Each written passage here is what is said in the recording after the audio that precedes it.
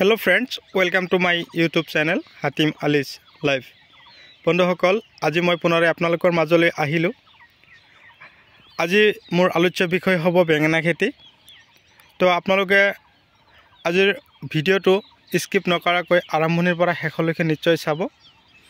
আজি মই বেঙেনা খেতিৰ বিষয়ে আলোচনা কৰিম। তো বেঙেনা খেতিৰ ওপৰত মই মাত্ৰ দুটা ট্ৰপি ল'ম। প্ৰথমতে মই আপোনালোকক দুটা ট্ৰপিৰ কথা কৈ দিম। আপোনালোকে সেই ট্ৰপি দুটা যদি ফলো কৰিব পাৰে তো আপোনালোকৰ বেঙেনা খেতিত যথেষ্ট পৰিমাণে আপোনালোকে ফলন পাব। তো ফলন বেছি পোৱাৰ কাৰণে আৰু গছৰ বেমাৰৰ পৰা হাত সাৰিবৰ কাৰণে কি পন্থা অৱলম্বন কৰিব লাগিব, তো সেইবাবে আজিৰ ভিডিঅ'টো আপোনালোকলৈ পঠিয়ালোঁ। তো প্ৰথমতে আপোনালোকক কৈছোঁ, আপোনালোকে যদি মোৰ চেনেলৰ নতুন ভিউয়াৰ্ছ হিচাপে আছে তেনেহ'লে মোৰ চেনেলটো ছাবস্ক্ৰাইব কৰি দিব, কাষত থকা বেল ঘণ্টিটো লাহেকৈ বজাই দিব, যাতে এনেকুৱা ধৰণৰ উন্নত বৈজ্ঞানিক পদ্ধতি কৰা বেঙেনা খেতিৰ যিকোনো ভিডিঅ'ৰ ন'টিফিকেশ্যন অলৰেডি আপোনালোকে পাই থাকিব। তো কথা হ'ল বন্ধুসকল,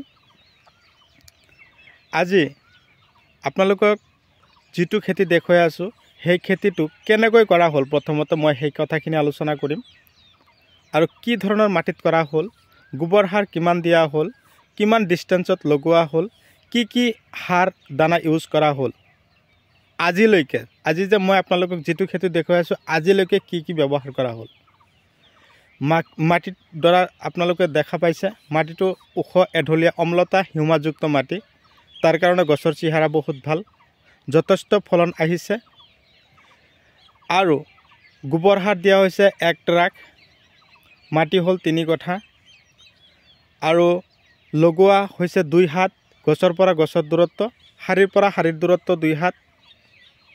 আৰু এই খেতিৰ মাজে মাজে ডুং দিয়া হৈছে, তাৰ কাৰণ বৰ্তমান যিটো সময় চলি আছে, বৰ্তমান যিটো ছিজন চলি আছে, লাহে লাহে আমি বৰ্ষাৰ কালৰ ফালে, বৰ্ষাকাল আমাৰ সন্মুখতে আছে।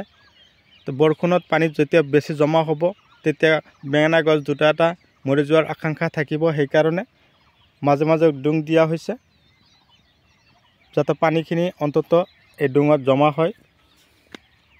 আৰু এই খেতিত সাৰ কিমান দিয়া হৈছে, লগোৱাৰ আগতে 10 কিলো DAP দিয়া হৈছিল, তাৰপিছত 10 কিলো পটাছ দিয়া হৈছিল, 3 কঠা মাটিত 35 কিলো ছুপাৰ দিয়া হৈছিল, হাল মাৰা হ'ল, মাটি একদম পূৰা ধূলিময় কৰা হ'ল, তাৰপিছত লগোৱা হ'ল। নাৰ্চাৰী আকাৰে পুলিখিনি প্ৰস্তুত কৰা হৈছিল। পুলিৰ বয়স যেতিয়া 27 দিন হৈছিল তেতিয়া লগোৱা হৈছিল। লগোৱাৰ পৰা আজিৰ বয়স অলৰেডি 1.5 মাহ পাৰ হ'ল, প্ৰায় 2 মাহ হ'লেই, 9 দিন বাকী আছে। তো গছত এতিয়া ফলন আহিবৰ কাৰণে প্ৰস্তুতি লৈছে। তো কি জাতৰ বেঙেনা খেতি কৰা হৈছে,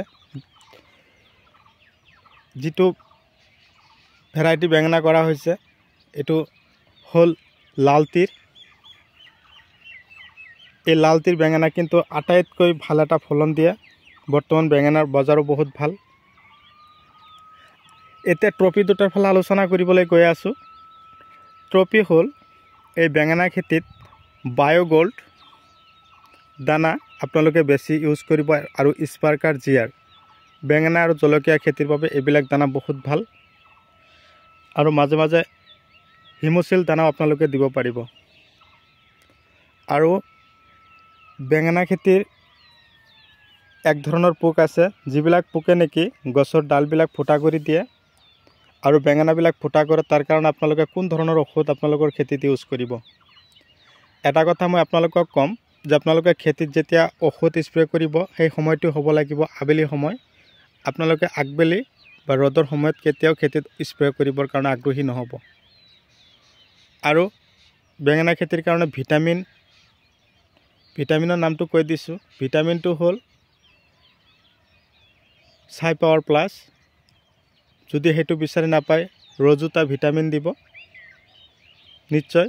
আপোনালোকে লাগিলে নামকেইটা লিখি ৰাখিব ঔষধখিনি। তাৰ লগতে মই আপোনালোকক কৈছোঁ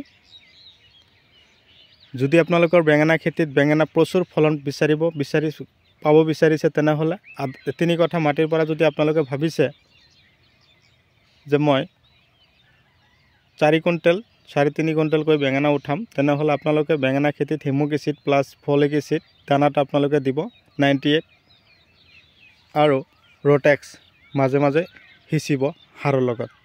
বন্ধুসকল মোৰ ভিডিঅ' চাই কেনে পালে, মোৰ ভিডিঅ' আপোনালোকে কোন ঠাইৰ পৰা চাই আছে আপোনালোকক মই অশেষ ধন্যবাদ জনাইছোঁ। আপোনালোকে যিমান পাৰে মোৰ ভিডিঅ'টো শ্বেয়াৰ কৰিব। আৰু বেঙেনা খেতিৰ প্ৰধান ঔষধটোৱে হ'ল চেমডিছ ঔষধ আপোনালোকে বেঙেনা খেতিত যদি আপোনালোকে দিব পাৰে, স্প্ৰে কৰিব পাৰে, তো আপোনালোকৰ বেঙেনা খেতিৰ পাতবিলাক কোনো ধৰণৰ ভাইৰাছে দেখা নিদিব।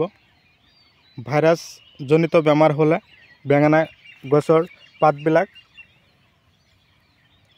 কি হ'ব, এনেকুৱা ধৰণৰ লকা আকৃতি ল'ব। আৰু যদি মকৰ আকৃতিৰ ভাইৰাছ আহে তেনেহ'লে পাতবিলাক ফুলি যাব।